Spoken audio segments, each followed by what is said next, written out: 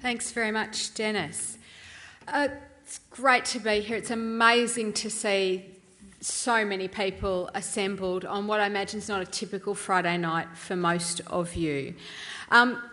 There are so many distinguished guests, community leaders, our panel, including incredibly eloquent presentations from Zoe and Bernadette, who have made this community their home as a result of their experiences with Deakin Warrnambool.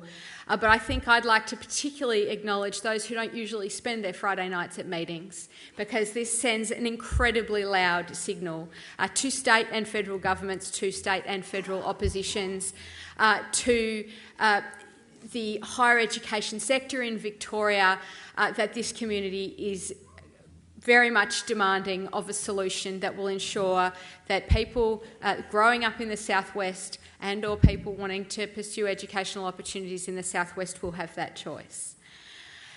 And James did mention that state and federal government representation. It is also I think very heartening that we have Mick Barling and Steph Ryan with us in the audience as well.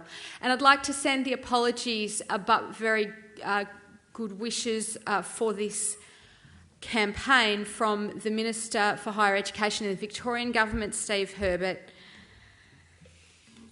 The Victorian Government is working really hard to grow our regional cities and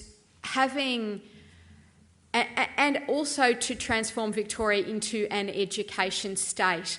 And these two things come together when we're thinking about this issue and this challenge that is currently before us.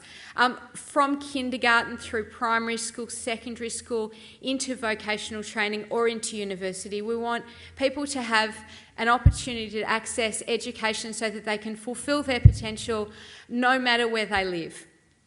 And so that, together with our aspiration for all of our regional communities, but particularly mindful of the transformative role that significant regional centres like Warrnambool have to play in this, I think we have come to a point where we need to ensure that to grow our regional cities and to ensure that people in regional Victoria can fulfil their ambitions, can fulfil their aspirations, that higher education options need to be available to kids growing up outside of cities, bigger cities like Melbourne and say, Geelong.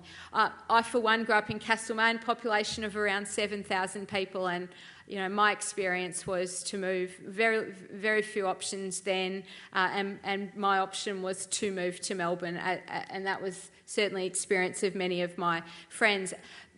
We're working really hard to grow our regional industries, and I know Roma's been talking this week in the media about food and fibre.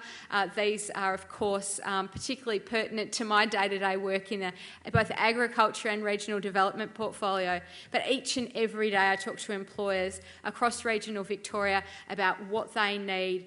We're in an increasingly global economy, an increasingly high-tech economy, and people need skills, not for the jobs now, so much as for the future. And so whilst our education providers are responding to that transition, we need to make sure that our regional communities aren't left behind. And as James said, there is a challenge that exists in many communities in Victoria, but it's important to recognise that in the southwest we do have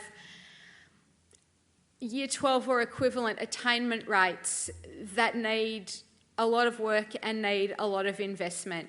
And I couldn't help but notice in the front row over this side, many of you won't be able to see, we've got some younger members of our community, and would certainly not want for this issue and this campaign to send a message to young people in southwestern Victoria that there are less options for them. Rather, we need to all work together to ensure that there are more options for those people and for people who are 16 or 17 or 18 and contemplating what they're going to do next year or the year after around the dining room table with their families.